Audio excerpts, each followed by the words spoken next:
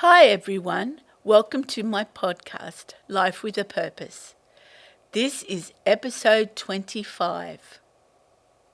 Before I start, I just want to say to you, please click like and subscribe to my YouTube channel or on rumble.com.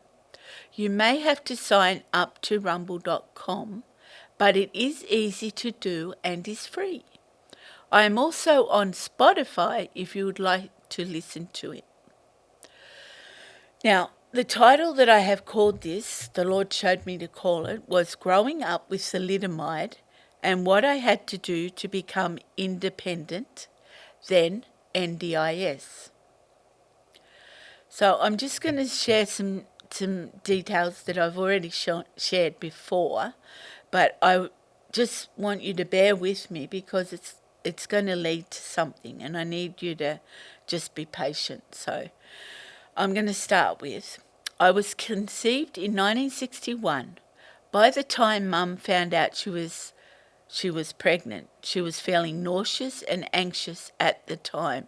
So she went to her doctor to make sure, as mums do. When he saw her and confirmed that she was pregnant, as she said, she was anxious about having me at the time.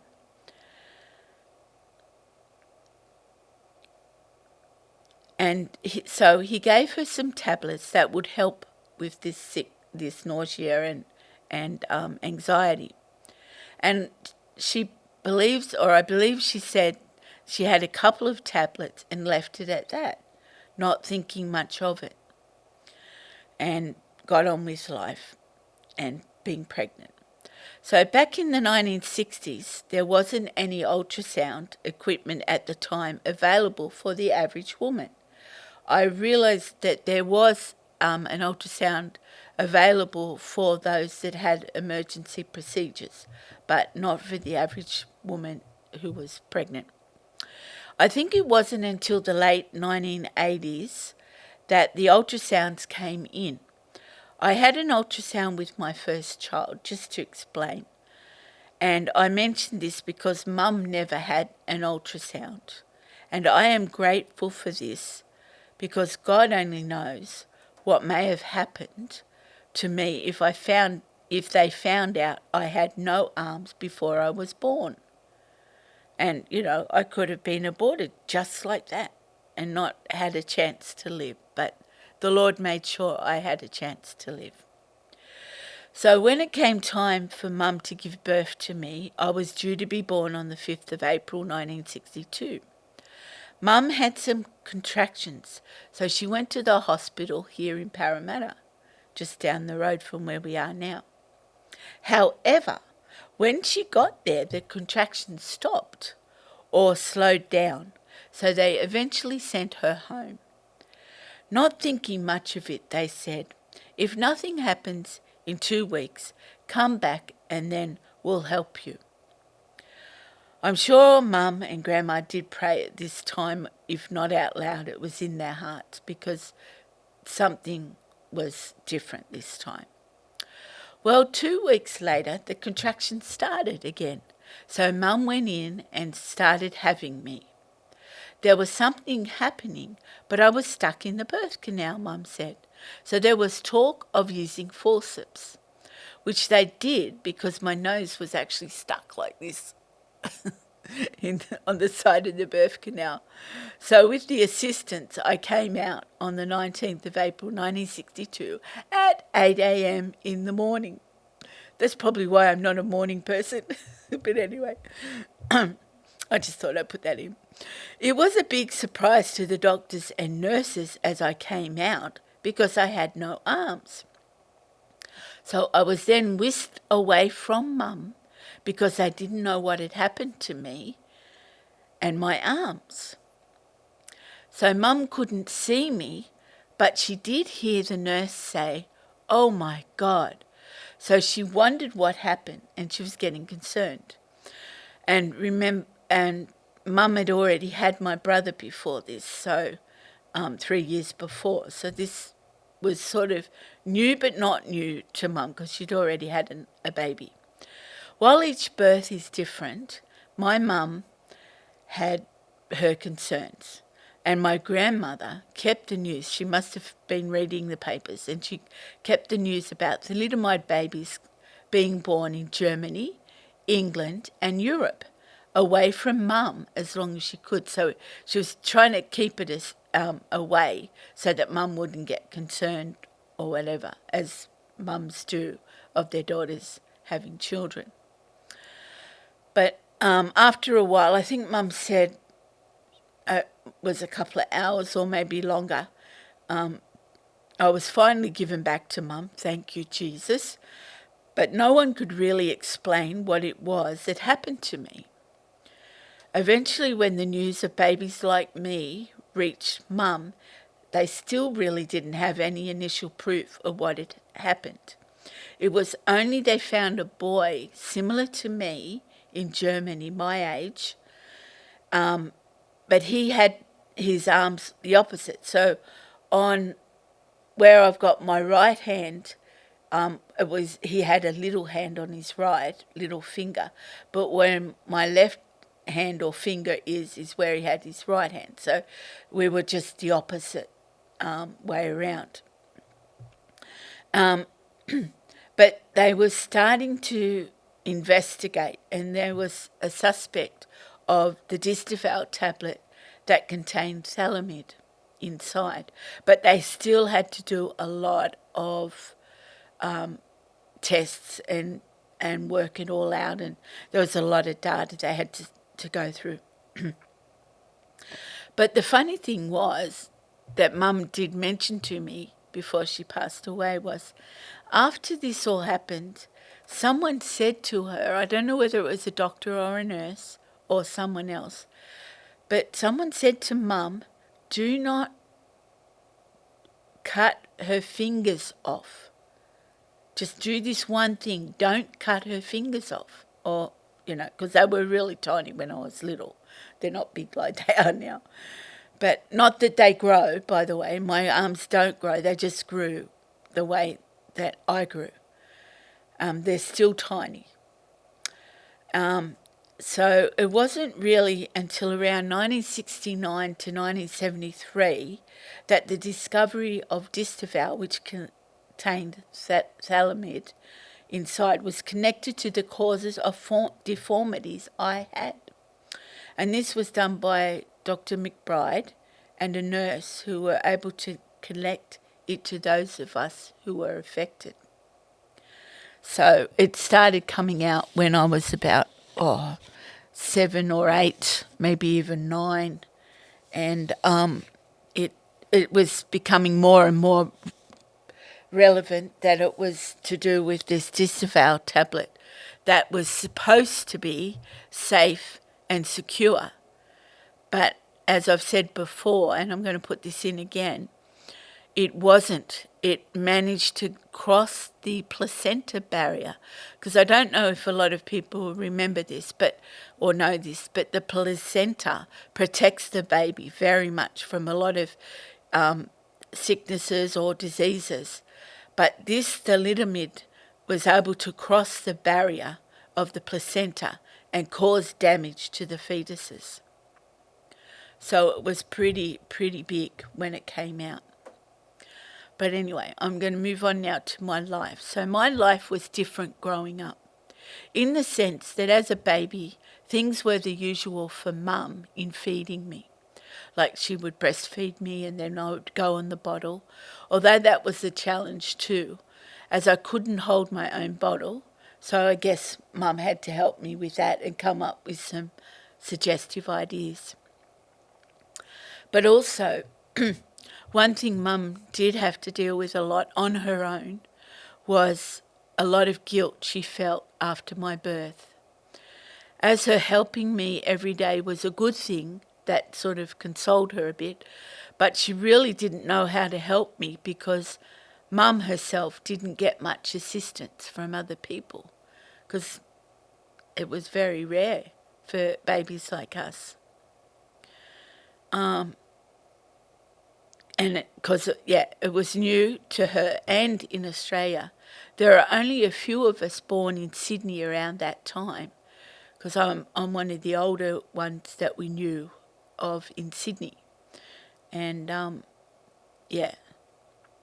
So Mum was a Christian all her life, and she knew how to pray, and so did my grandmother, my mum's mum. I guess Mum would have prayed as well as my grandmother.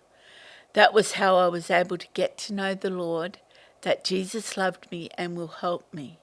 And I thank the Lord for that. And it wasn't just because Grandma believed that Mum believed and Mum believed that I believed. It was, we all gave our hearts separately to the Lord, because that's what he wants. I'm not his granddaughter, I'm his daughter, and my mum wasn't her mother's daughter. She was her God's daughter, and my grandmother was God's daughter as well. So I just thank the Lord that he just had his hand on me all my life too. While Mum wasn't a new mum, as she had my older brother, who was 3 years and 4 months older than me. What was new was having a new baby girl with little to no arms, and having my arms in different places to where they should be. What is my right arm now was actually in the middle of front of my chest, and that was manipulated. So it moved from the middle to this side of my body by manipulation, so that it could stay near my shoulders, because as I've said before, my arm and shoulders aren't connected, because my shoulder blade stops and I don't have the ball and socket in my arm, but the bones and muscles are just sitting there next to my arm. So I've got to make sure I sit up straight, which I don't always do, but I do. And Mum would correct me all my life and say, pull your shoulders back so you wouldn't get rounded and shoulders and stuff. And then of course the finger that was in my back was then manipulated to move to the front of my side of my body, and I would have this done every night before I go to bed, and I'd be lying in a sort of a special cast that would keep them in position, and so if I moved, it wouldn't move too far. And I know Mum said at one stage too, I would cry at night, and I think that when she spoke to the nurse that would come and visit, she said, oh, maybe she's cold, so maybe you just wrap her in a little scarf. And once Mum did that, I was able to sleep through the night then, or sleep for however long I slept at the time. I think I was a good sleeper, Mum said. We were all good sleepers, so there wasn't too much of a trouble. And I don't think it hurt me. They just weren't attached, so I had to be careful and keep them there by use, meaning practicing this and then just using them for certain things. Like I write now with my arm, and my little finger is good for PIN numbers for the credit card and things like that. So, but I didn't really understand it at the time, but I did at the same time. So it's sort of, I have a few of those paradoxes where I understand but I don't understand. So anyway, the help that Mum did get was from a midwife nurse, as after children were born back then, they were visited by district nurses just to see how the mums were going, and how, if there were any concerns, what they should do, and that. So that was part of the help that Mum got from a midwife after giving birth and stuff. But then I was recommended to an occupational therapist at the Children's Hospital, and her name was Miss Shepherd, and she was willing to help Mum and other mums like her in the Sydney area who had babies like me. And Mum was helped with various things through my stages of life. So she was able to talk to Miss Shepherd or ring her up because we had the old-fashioned phones, but she was able to ring, or when she'd take me in, she'd see and talk to her about things, how to help me. And when I asked Mum, does she remember what she did get about me, all she could say was that they just suggested that she let me figure things out for myself, which she did. And I remember the story of how I figured out to get across the room, and because I couldn't crawl, I learnt to get across the room on my bottom. If I wanted something over there, I would pull myself across with one leg, I think it was the left leg, and drag the rest of my body behind me, grab the toy and continue playing. It just was natural to me just to do that. So as you can imagine, I worked it out, and I think Jesus had a hand in helping me too. So I was really grateful. And I'm bringing this out again to show that it wasn't easy raising an armless baby like me because it was never seen before. I'm sure Mum would have kept praying and asking Jesus how to help me, and he did give her some ideas, which was good. And because there were also very few of us at the time, we lived far away from each other in different suburbs. I mean, a lot of people travelled by bus, and it was hard to travel by bus, and having young families, it was difficult. So I think a lot of it was by phone, or we'd have meetups and they'd discuss things then. And our parents would try and contact each other, as it was very difficult, and they were dealing with very different problems, physically as well as emotionally, plus their own family life and noticeability. Because, when we went out in public, everybody would see that we were different, and they'd go, oh, look at that. Oh, look at her. Look at him. And it wasn't quite easy for us and for our parents, but we got through. But I do remember that sometimes going over to some family's place and spending time so our parents could figure out how to help us and what we needed in the future. And that was a good thing. But we just played as kids. We really weren't picking up. We just liked playing, as kids do. So we didn't really do much in the sense of figuring it out. But I think sometimes looking back, I would see like Brett or Laura doing things with their feet, and I'd sort of pick up some things they would do. But again, they had to do different things to me because I still had an arm that I could use.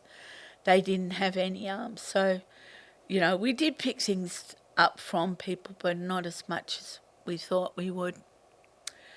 So every Christmas we would go to St Ives Showground before Christmas on a Saturday for a special gathering where we would have entertainment, and somebody would sponsor that and pay for it for us. And the grounds were more bushy and had a lot of sticks and on the ground, so it was pretty uncomfortable sometimes walking along on the bush-like ground. But we made a way because I had slip-on shoes, so I'd prefer to wear barefoot, but sometimes it was easier to wear shoes. And the whole family came and met together.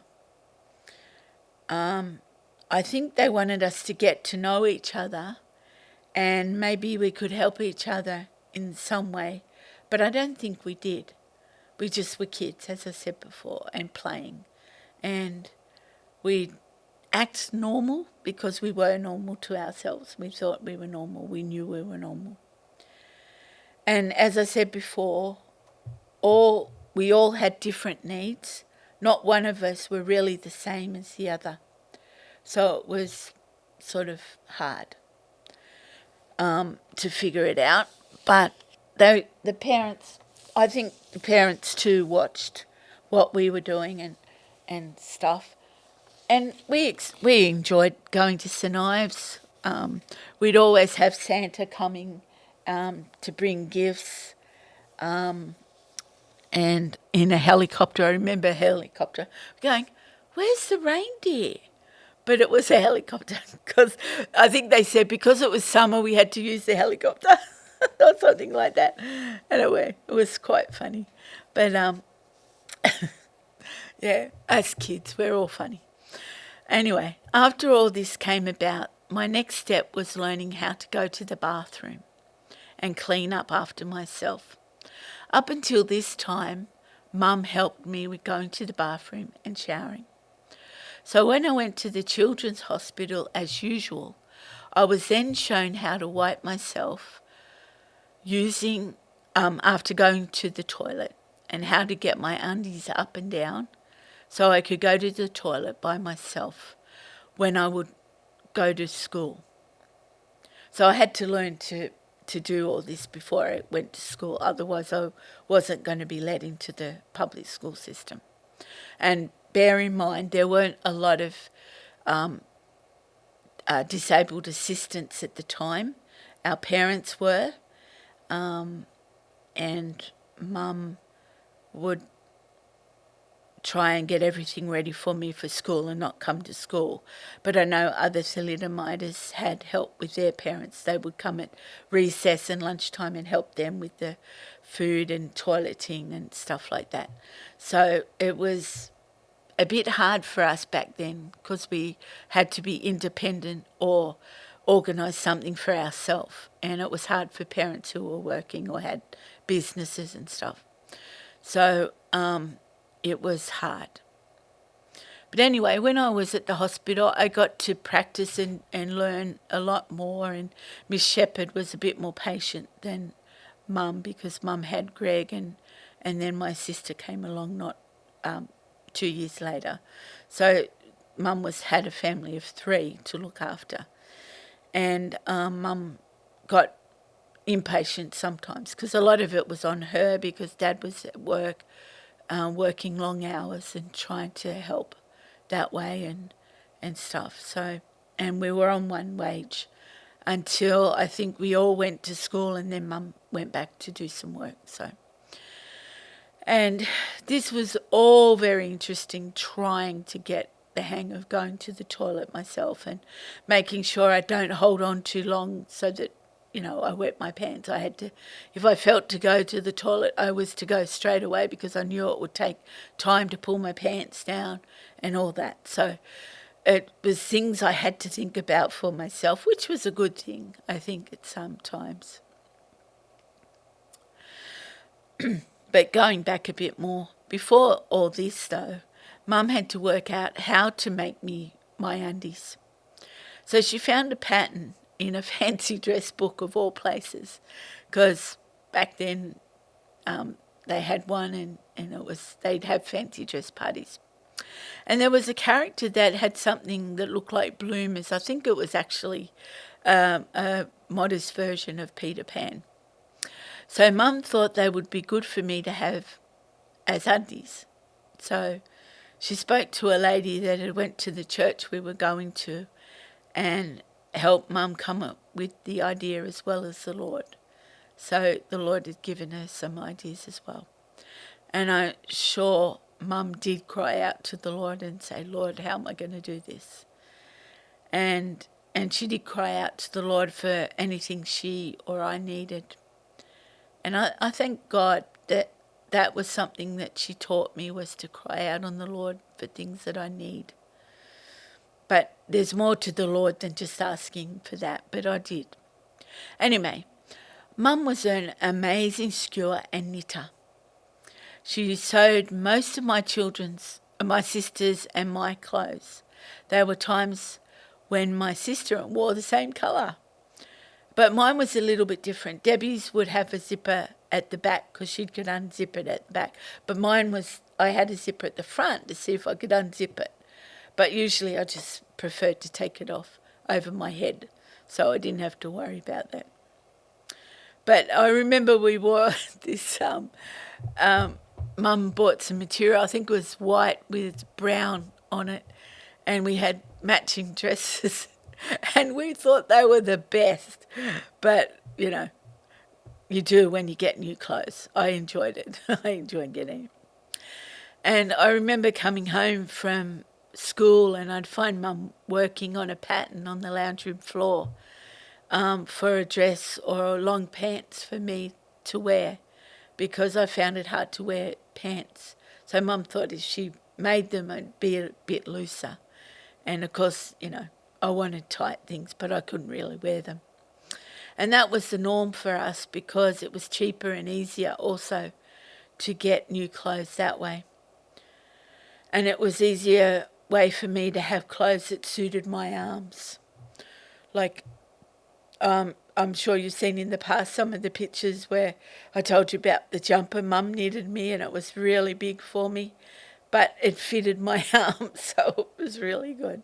I enjoyed that. And I remember one night I was looking for Mum because I knew there was something had happened in the house. You could feel there was an argument or an upset. And around bedtime, and I found Mum sitting on her bed reading the Bible. She was just there, had the Bible open and reading and probably praying, because it was quite stressful having a disabled child, as a lot of people would know who have children that are disabled. And a lot of it was left onto Mum because I was a girl as well. Dad did help. Sometimes I'd ask Dad to do my hair and he'd do it, and I'd look in the mirror and go, "Oh, Dad, that's not right." But it was good. He tried, and I really appreciate that. But it surprised me that Mum was doing that, but it also helped me to see that reading the Bible was important, and also getting to know Jesus as my best friend was the best thing for me, because I knew that I could talk to him. And also sometimes when there was an upset or a disappointment, I'd come home from school, or my sister and I and brother would come home from school, and I found Mum had gone to sit on the bed and read the Bible. But there are other times when I would come home and find Mum playing the piano, and I just loved sitting listening to Mum playing the piano. But depending on how she was feeling would be the piece she played to calm out her frustrations. I remember one time it was a lovely quiet piece I came home to, but there was another time there was a piece that she had to play quite loud, like I think it was, like Beethoven, where you do da da da da da da da da, those sort of things. So it was like, Mum's not happy. I knew by the way she was playing some music that she was not happy. So, but then I'd come in and say, "Hi, Mum," and she'd say, "Hi, how was your day?" And just change. So it was really a beautiful thing to hear Mum play. I miss hearing her play. Sorry. Anyway, this was an influence for me also, even though I didn't know it at the time. I always felt I wanted to find more of the Lord. And I didn't really want to get from the Lord. I just wanted to know him and hear him speak to me. I remember when I was 8 years old, I was laying outside on the ground in summer. I think it was a lovely summer day. And I was lying next to our guinea pig run. And we'd had 3 guinea pigs. One, we got a boy from my brother Greg called Pedro. And we got 2 girls, and my guinea pig was called Tassie, and my sister's guinea pig was called Tessie.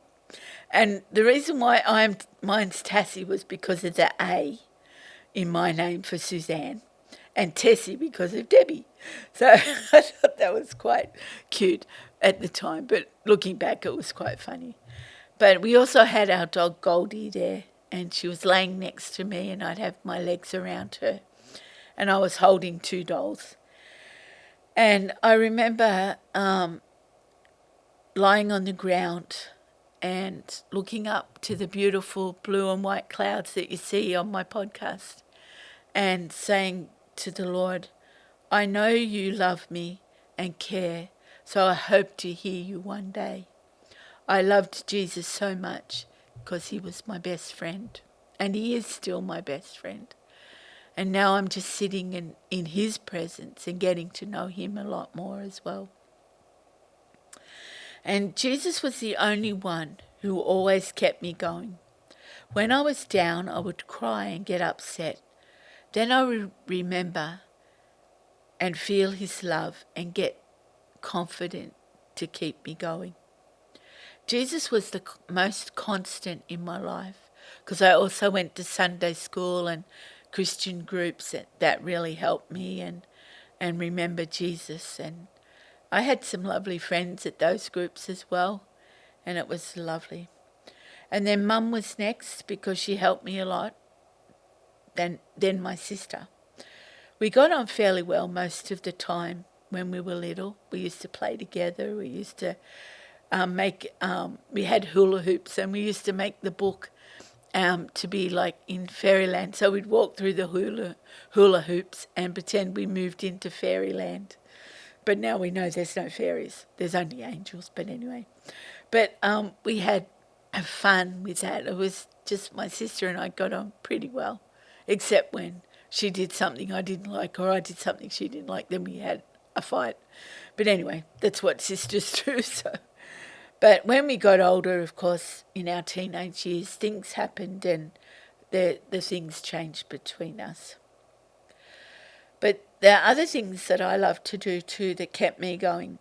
Was I loved to sing songs like Jesus Loves Me and Turn Your Eyes Upon Jesus. That was a favourite, especially when I was down and sad. And these helped me get through life as well as getting to know more of Jesus. Every week at Sunday school and Discoverers and GFS, and I just couldn't get enough of Jesus. I loved him so much. But unfortunately, emotionally, I was up and down as well.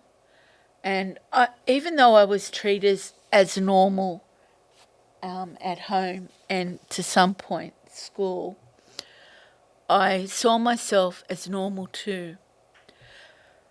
But there were times when I did begin to realise that people saw me differently because I was doing things different to them. And then I saw them doing things different to me. And it was quite eye-opening when I finally got the reality and discovery that I wasn't the same as what I thought I was. And I began to realise that I really wasn't that normal because I had to do things in other ways. Even though people didn't say it, I could feel it sometimes, what they were thinking. And I would think, why don't they just come out and say it? But then I thought to myself, no, I don't want them to say it because it would hurt more to hear it rather than just feel it. It was like I was thinking for them. And I thought, I've got to stop that too because I found out later sometimes they weren't even thinking that way. And it was not really my place to do that. And I would tie myself up in knots thinking about it. And it was just not right. So when I stopped thinking and just thought about Jesus, his peace would come back and comfort me again. I loved being by myself, just getting quiet and knowing Jesus was with me. And with that, I was able to calm down and get ready for my next thing in life. And being in my bedroom and just being by myself or watching TV just helped me to calm down and be at peace. And it wasn't always easy. But singing gave me a calming feeling. And it was something I could do by myself and for myself. And every song I sang was always for Jesus. When I sang, and still do, I see him standing in front of me, listening to my song. So what I am saying in that, Mum was the one who had to really help me to become independent, plus Miss Shepherd at the Children's Hospital in Camperdown. She helped me perfect the use of my foot, to wrap the toilet paper around it and then lift up and sit back down on my leg to wipe my bottom. And I know that is a bit graphic, but I just want to explain, that the way that we sit, that you see people sit on their legs on the lounge. Well, that's what I had to do sort of on the toilet. And it was good while I was young, but of course as I got older it was harder. And I felt the weight of my body on my leg and it hurt my joints. So it was very, very hard. But anyway, I got through it.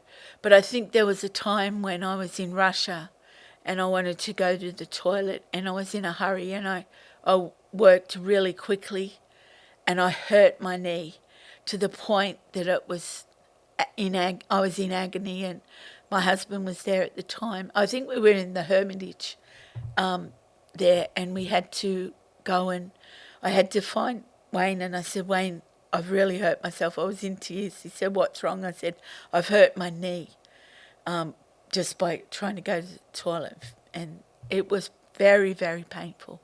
And that's when I began to realise that I had to change some things, and to the point I had to ask my husband to come in Russia to the ladies' toilet to give me a hand, because this was in the city, because they didn't have disabled toilets as much at the time, or if they did, I'd have to walk here or there or somewhere to find it. And it was quite funny. But anyway, Wayne did it. All the women were looking at him, but I take my hat off to him for that, and I appreciate that. But there were other things that I did take away from all the experiences that I had. And my typing stick, I don't have a picture of that, but it's sort of a stick that sits under my arm, and it's an extended, like, long finger. And I kept that for later, even though I used it in year 1 or year 2 to type better than with my toes, because I had to type it with my toes. And it was hard to sit on a chair and balance and try and type with your toes. So I kept that on later. Oh, that's right. Yeah. Because in year 1, they decided for me, whether they asked me or not, I don't know. But they decided for me to give me a typewriter for school to help me. And I may have said yes or no, but but nonetheless, I ended up with one for me to type with using my feet. It was awkward to use my feet. It really was, to balance, on a chair and try and type. And besides that, it was hard because I had to, it was noisy in the room, and I didn't like to have attention drawing to me, but it happened nonetheless. So I did end up using my stick on the typewriter. They gave me back a normal desk. I had a foot desk with my feet, but they gave me a normal desk where I could type, but I didn't use it very much because it was quite loud in a quite suburban classroom. So I didn't like it, and it disturbed the class. Plus, I didn't really like being different from others. So I went back to using my feet for the rest of the year to write. And then when I went to year 3, Mrs. McKee, my teacher, she didn't take too kindly to me writing with my foot, so she made me change to learn to write with my right hand. And I wasn't taking very kindly to that. Apparently I was very upset. When I first tried to write with my hand, she didn't like it, so she got me to go back and back and back and practice. And then with persistence and doing a lot of it at home, I practiced, and then I never looked back. So even though it was a hard situation, I was grateful to learn to be able to write with my hand And I believe God was in that as well, because the Lord was in that. Because later on, I can say it now, I appreciate it, because when we were at school we had to write things down very quickly, and I was able to keep up with the writing with a lot of the others in the class, and it really, really helped me. So I guess what happened, challenges and changes always come hand in hand. And I didn't really like challenges or changes, but I had to learn to change. So from there on in, I had to figure out how to do most things on my own. I did this for a very long time. Then the government introduced NDIS for permanently and partially disabled persons. And I believe that it was because of the people and the family and doctors were seeing a need for and rallied for the disabled people to help them ask for help. And it was good because a lot of them, their families were getting old and not being able to cope with the family life and helping out the children as we got bigger. It was harder and to manage. So they introduced the government to helping disabled people get the assistance. And I know a lot of families and doctors and friends would have rallied and got petitions going and all that, because it wasn't a thing in the 80s, 90s, or 50s, 60s, 70s, 80s, 90s, 2000s. I think it was about the 2000s that they started introducing help from the government or at least payment from the government to help for the disabled people. And it was a hard road for those who fought for us. And I really thank the Lord for them. And I pray that they did get it. And I think it was about 2010, 11, when the government started introducing NDIS, which is the National Disabled Scheme, insurance scheme for helping finance the needs of the disabled people, because they were needing cars, they were needing wheelchairs.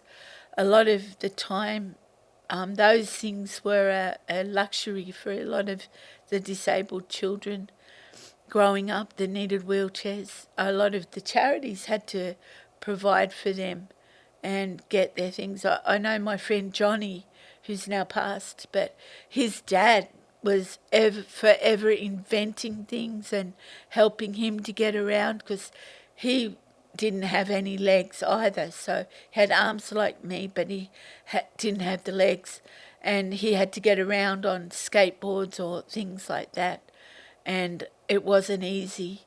And there was another guy, Terry, in New Zealand. He got around that way as well. He was similar to John, and he had to get around on a skateboard as well. So I'm just bringing you a bit of a history as to why I'm going to say the next things that I say.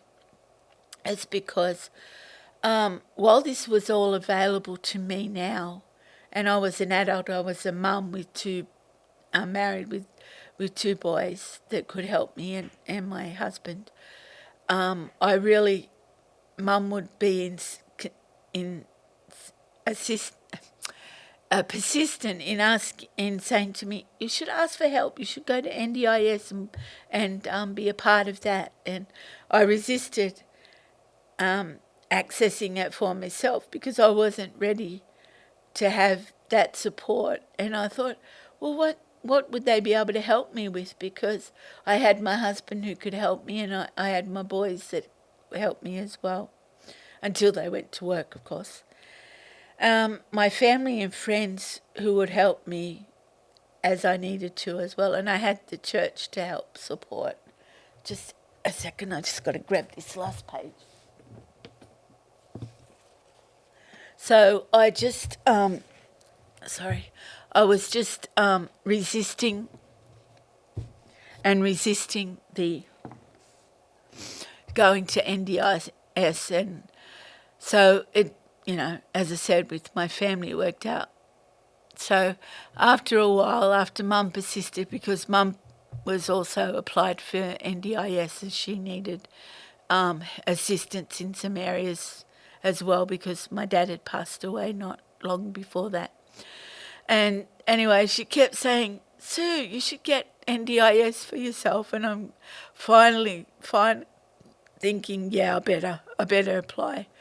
And she said, well, even if it's just to help clean the house and the bathroom and maybe do some other things for later.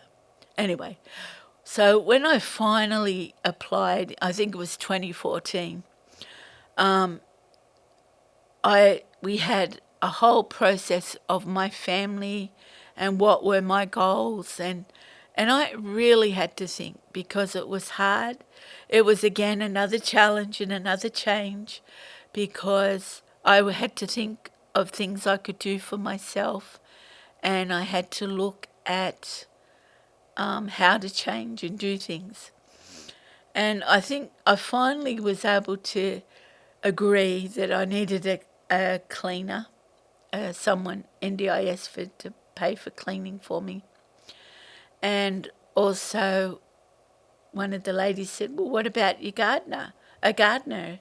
Do you like gardening? I said, no, not really, but my husband mows the lawn. And then she said, well, maybe that could help him. And I thought, yeah, that could help him, because I really can't help him with the garden. Anyway, the gardener now comes every so often. I won't say every 2 weeks. Maybe in summer he does. Anyway, he comes over and helps with the lawns and the overgrowth.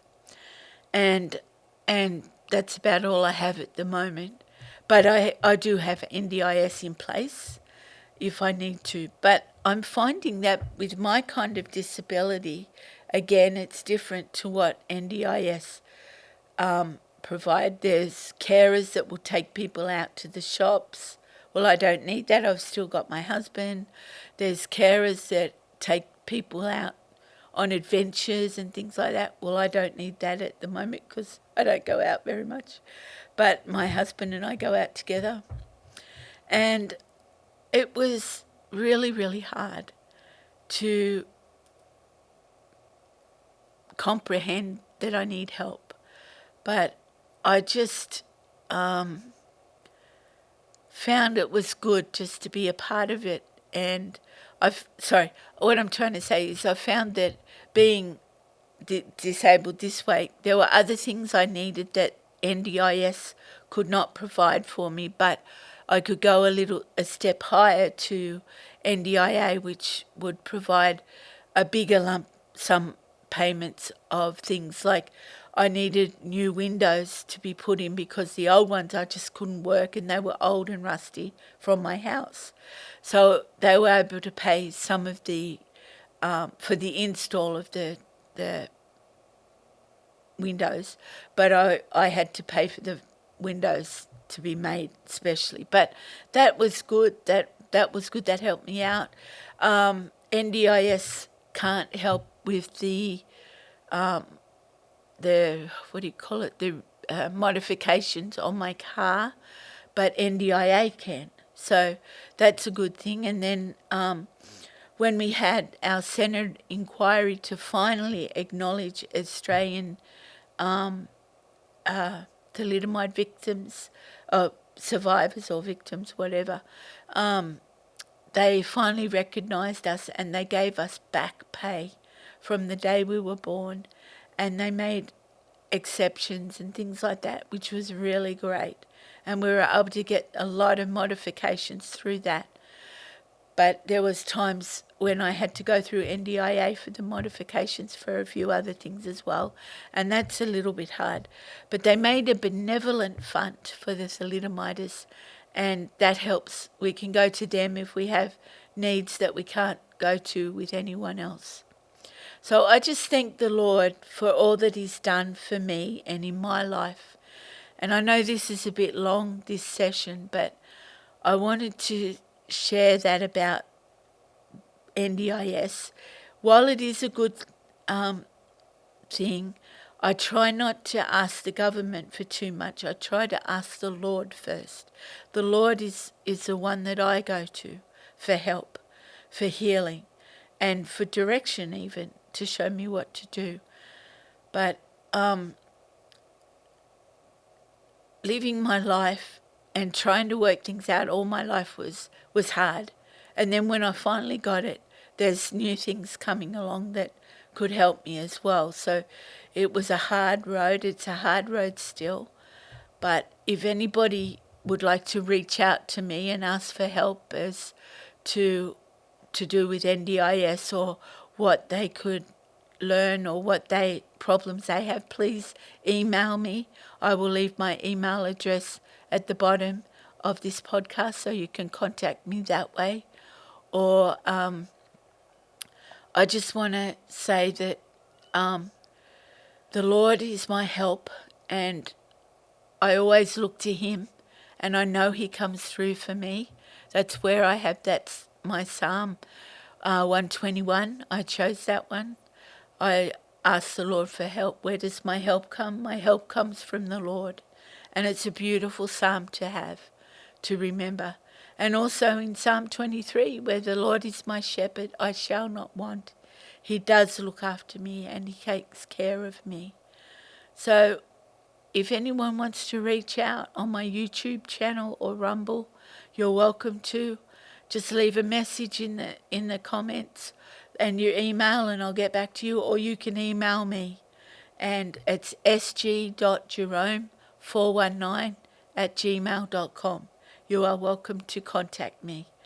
And I just want to give a thanks to the Lord for all that he's done for me and in my life, and to my beautiful makeup lady, Josie, who's done my makeup all these times so well, and to my man, Kaylem, who does this beautiful podcast and does all the pictures and scriptures for me. I just want to thank the Lord for them, and I thank the Lord for you. And remember, Jesus loves you very much, and he loves you, and he didn't make me this way. Man made me this way through that drug, Distaval, and Thalidomide was the cause of it. Jesus made me whole from the beginning. He knew me before I was formed in my mother's womb, and he gave me all the parts for my arms and everything, but man interfered. And I'm not blaming Mum, I'm just saying this tablet that was supposed to be safe and secure was not, and it changed my life. But it made me a Christian and believe in the Lord Jesus Christ, who loves each and every one of you. Thank you for listening and watching. God bless. In Jesus' name, amen.